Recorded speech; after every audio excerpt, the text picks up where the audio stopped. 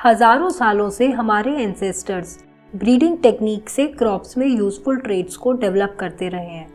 इनमें से कुछ टेक्निक्स आज भी यूज़ की जाती हैं, पर आज जेनेटिक इंजीनियरिंग का यूज़ करके प्लांट्स में वो विशेषताएं या ट्रेट्स इंट्रोड्यूस किए जा सकते हैं जो नेचुरली उस स्पीशीज़ में नहीं मिलते। Welcome to Terra Tales by Varsha और आज के वीडियो में जानेंगे जेनेटिकली मॉडिफाइड क्रॉप्स के बारे में।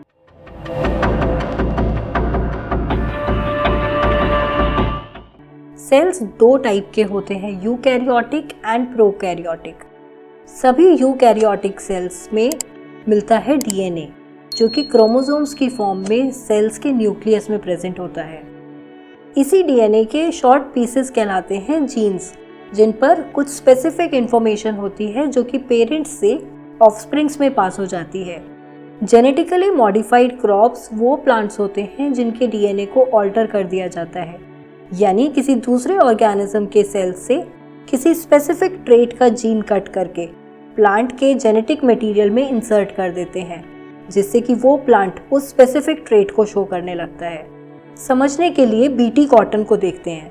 बॉल वॉर्म्स कॉटन प्लांट को अटैक करके उनकी कॉटन बर्ड्स को डिस्ट्रॉय कर देते हैं।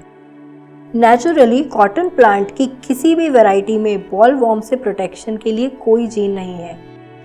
ऐसे में जेनेटिक इंजीनियरिंग की मदद से मिट्टी में मिलने वाले एक बैक्टीरिया बैसिलस thuringiensis से बीटी जीन लिया गया। इसे कॉटन प्लांट के डीएनए में इंसर्ट कर दिया गया। इससे कॉटन क्रॉप्स बॉलवॉर्म रेजिस्टेंट हो गई, यानी अब ये बॉलवॉर्म कॉटन क्रॉप्स को नुकसान नहीं पहुंचा सकता था। पेस्ट रेजिस्टेंस, हर्बिसाइड रेजिस्टेंस या इंक्रीज्ड यील्ड जैसे ट्रेट्स जेनेटिक इंजीनियरिंग की मदद से क्रॉप्स में इंट्रोड्यूस किए जाते हैं। लेट 1950s और अर्ली 1960s में एशिया के लार्ज एरियाज में फैमिन्स फैले हुए थे। बढ़ती हुई पॉपुलेशन के साथ फूड रिक्वायरमेंट्स भी बढ़ रही थी। नॉर्मन बोरलॉग, जिन्हें फादर ऑफ ग्रीन रिवॉल्यूशन भी कहा जाता है, उन्होंने इरिगेशन और फर्टिलाइजर्स के इंक्रीज्ड यूज से राइस और वीट की हाई यील्डिंग वेराइटीज डेवलप की, जिसने शुरुआत कर दी ग्रीन रिवॉल्यूशन की। इससे मैक्सिको न सिर्फ फूड सिक्योर बना बल्कि वीट एक्सपोर्टर भी बन गया। MS स्वामीनाथन के इनिशिएटिव से यही ग्रीन रिवॉल्यूशन इंडिया को भी 1960s के टाइम में फूड सिक्योर बना पाया। पर ग्रीन रिवॉल्यूशन के साथ कुछ प्रॉब्लम्स भी थी, जैसे इरिगेशन के लिए एक्सेसिव वाटर यूजेज से ग्राउंड वाटर टेबल डिक्रीज होने लगी। फर्टिलाइजर्स और पेस्टिसाइड्स के ज़्यादा यूज से सॉइल और वाटर पोल्यूशन बढ़ गया। और ग्रीन रिवॉल्यूशन में कुछ ही मेजर सीरियल क्रॉप्स जैसे वीट, राइस और मेज पर फोकस था। तो दूसरी इम्पॉर्टेंट न्यूट्रिशनल क्रॉप्स जैसे मिलेट्स, पल्सेस, वेजिटेबल, फ्रूट्स, इनका प्रोडक्शन कम हो गया, जिससे इनके प्राइसेस भी बढ़ गए। बढ़ती हुई पॉपुलेशन की फूड नीड्स और ग्रीन रिवॉल्यूशन के एनवायरनमेंट पर नेगेटिव इम्पैक्ट्स को देखते हुए जेनेटिकली मॉडिफाइड क्रॉप्स पर रिसर्च शुरू की गई। पर यह जानने से पहले कि जेनेटिकली मॉडिफाइड क्रॉप्स के क्या एडवांटेजेस या डिसएडवांटेजेस होंगे, पहले जानते हैं कि क्रॉप्स को जेनेटिकली मॉडिफाई करने के लिए क्या क्या टेक्निक्स यूज़ की जाती हैं। एंशिएंट टाइम से ही क्रॉप्स को मॉडिफाई करने के लिए सिंपल सिलेक्शन मेथड यूज़ किया जाता था। ये सबसे ओल्डेस्ट मेथड है प्लांट ब्रीडिंग का, जो कि आज भी इस्तेमाल किया जाता है। इस मेथड में किसी क्रॉप की जेनेटिकली डिफरेंट पॉपुलेशंस में से वो प्लांट ढूंढा जाता है जिसमें सुपीरियर ट्रेट हो, यानी वो ट्रेट्स जो ह्यूमंस या डोमेस्टिक एनिमल्स के लिए यूजफुल हो, जैसे कि इंक्रीज्ड यील्ड या उसका अच्छा टेस्ट। फिर उस सुपीरियर इंडिविजुअल के सीड्स को सो करके न्यू क्रॉप्स रेज की जाती हैं। कुछ सालों तक इस इंडिविजुअल क्रॉप्स के सीड्स सेव करके उनसे न्यू जेनेटिक पॉपुलेशन बनाई जाती है। ऑल्दो ये सुपीरियर ट्रेट्स ह्यूमंस के लिए यूजफुल हो सकते हैं, पर ये प्लांट्स के लिए हार्मफुल भी हो सकते हैं, जैसे कि उस ट्रेट की वजह से उस पे इंसेक्ट्स भी अट्रैक्ट हो सकते हैं और पेस्ट का अटैक प्लांट पे बढ़ जाए। क्रॉसिंग भी एक मेथड है जिसमें दो सेक्सुअली कंपैटिबल प्लांट्स के यूजफुल फीचर्स को कंबाइन करके प्लांट्स में डिजायरेबल ट्रेट्स इंट्रोड्यूस किए जाते हैं। एक प्लांट के पॉलन्स को दूसरे प्लांट के पिस्टल यानी फ्लावर के फीमेल पार्ट पर ब्रश कर दिया जाता है। यहाँ दोनों प्लांट्स के डिजायर्ड ट्रेट्स हाइब्रिड प्लांट्स में ट्रांसफर हो जाते हैं, पर इससे वो ट्रेट्स भी नेक्स्ट प्रोजेनी में ट्रांसफर हो सकते हैं जिनकी रिक्वायरमेंट नहीं है।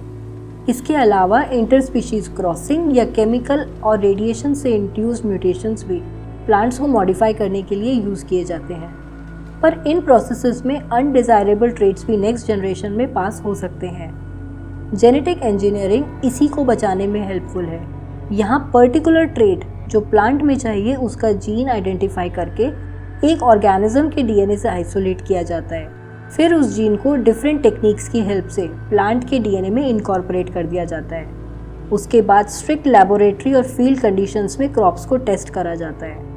वो टेक्निक्स जिनसे डिजायर्ड जीन प्लांट्स में इंट्रोड्यूस किया जाता है, उनमें पहली है एग्रोबैक्टीरियम का यूज़। एग्रोबैक्टीरियम सॉइल में नेचुरली मिलने वाला माइक्रो ऑर्गेनिज्म है जो प्लांट्स को क्राउन पोर्शन यानी वो पार्ट जहाँ रूट और स्टेम मिलते हैं वहाँ इन्फेक्ट करता है। एग्रोबैक्टीरियम इन्फेक्ट करने के बाद अपने डीएनए का कुछ पोर्शन नेचुरली प्लांट के डीएनए में ट्रांसफ़र कर देता है, जो कि प्लांट को फिर कुछ सब्सटेंसेस प्रोड्यूस करने का इंस्ट्रक्शन देता है। इससे प्लांट में सेल प्रोलिफरेशन स्टार्ट हो जाता है और उससे बन जाता है क्राउन गॉल। साइंटिस्ट ने इसी फीचर को यूज़ करते हुए क्राउन गॉल कॉज करने वाले जीन को रिमूव करके एग्रोबैक्टीरियम में डिजायर्ड ट्रेट वाला जीन इंसर्ट कर दिया। ये मॉडिफाइड एग्रोबैक्टीरियम जब प्लांट सेल को अब इन्फेक्ट करता है तो ये वो डिजायर्ड ट्रेट वाला जीन प्लांट सेल में इंसर्ट कर देता है। दूसरा मेथड है माइक्रो पार्टिकल बॉम्बार्डमेंट। इसे सैनफोर्ड ने 1980s में सबसे पहले डेवलप किया था। इसे बायोलिस्टिक्स या जीन गन भी कहा जाता है। इसमें गोल्ड या टंगस्टन के 0.5 से 1 माइक्रोमीटर साइज तक के पार्टिकल्स को डिजायर्ड जीन से कोट करके हाई प्रेशर और वेलोसिटी से प्लांट सेल में फायर कर दिया जाता है। ये जीन फिर प्लांट सेल के डीएनए में इनकॉर्पोरेट हो जाता है। ये मेथड कॉर्न या राइस जैसी उन सीरियल क्रॉप्स में यूज़ किया जाता है जिनको एग्रोबैक्टीरियम नेचुरली इन्फेक्ट नहीं करता। इनके अलावा इलेक्ट्रोपोरेशन और माइक्रो इंजेक्शन मेथड्स भी जीन ट्रांसफ़र के लिए यूज़ किए जाते हैं। जेनेटिकली मॉडिफाइड क्रॉप्स में जो कॉमन ट्रेट्स इंड्यूस किए जाते हैं वो है herbicide tolerance, insect resistance, resistance to viruses, enhanced yield और इम्प्रूव टेस्ट। हर्बिसाइड्स वीड्स को ख़त्म करने के लिए स्प्रे की जाती है, पर ये हर्बिसाइड्स क्रॉप्स को भी डैमेज कर सकती हैं। जिन जेनेटिकली मॉडिफाइड क्रॉप्स में ये हर्बिसाइड टॉलरेंस जीन इनकॉर्पोरेट किया जाता है उन्हें हर्बिसाइड से कोई नुकसान नहीं होता।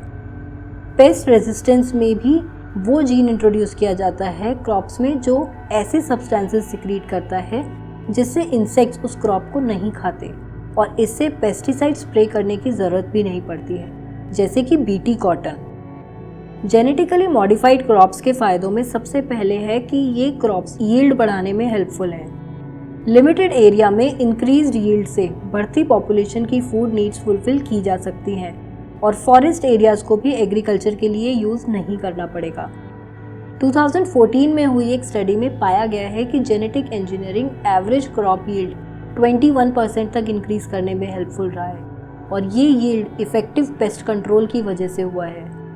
स्टडी में ये भी पाया गया कि इन क्रॉप्स की वजह से पेस्टिसाइड्स का यूज़ 37% तक कम हुआ है और पेस्टिसाइड्स और हर्बिसाइड्स का यूज़ कम होने से सॉइल और वाटर पॉल्यूशन भी प्रिवेंट किया जा सकता है। साथ ही क्रॉप्स की न्यूट्रिशनल क्वालिटी भी इम्प्रूव की जा सकती है। डिसएडवांटेजेस में सबसे पहले है ethical issues. Genetically modified crops के प्रोडक्शन से इकोसिस्टम और बायोडाइवर्सिटी में डिसरप्शन का रिस्क बढ़ जाता है और नेचुरली होने वाला जीन फ्लो प्रोसेस बिगड़ सकता है। ये प्रकृति के साथ इंटरफेरेंस बायोडाइवर्सिटी को नुकसान पहुंचा सकता है। दूसरा, जेनेटिकली मॉडिफाइड सीड्स कॉस्टली होते हैं जिससे कल्टीवेशन कॉस्ट बढ़ जाती है। तीसरा रिस्क ह्यूमन हेल्थ से भी जुड़ा हुआ है क्योंकि ये क्रॉप्स बायोलॉजिकली ऑल्टर्ड होती हैं, तो प्रॉपर रिसर्च ज़रूरी होती है ये जानने के लिए कि genetically modified foods human consumption के लिए सेफ है या नहीं।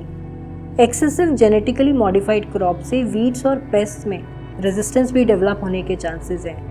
इनके पोलन्स पॉलिनेटिंग इंसेक्ट्स जैसे कि बीज के लिए टॉक्सिक भी हो सकते हैं।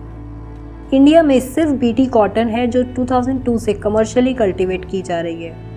साल 2018 में इंडिया में टोटल कॉटन कल्टीवेशन का 95% कल्टीवेशन बीटी कॉटन का था। इंडिया में जेनेटिकली मॉडिफाइड ऑर्गेनिजम्स के रिसर्च और प्रोडक्शन के यूज़ के लिए GEAC यानी genetic engineering appraisal committee approval देती है। भले ही जेनेटिकली मॉडिफाइड क्रॉप्स का यूज़ कॉन्टिन्यूसली वर्ल्ड वाइड बढ़ रहा हो, रेगुलेटरी फ्रेमवर्क्स भी मजबूत किए जा रहे हैं और प्रॉपर रिसर्च के बाद ही क्रॉप्स को कल्टीवेशन के लिए अप्रूव किया जाता है। बट एथिकल और सेफ्टी कंसर्न से जुड़े सवाल एक नेसेसरी डिबेट है।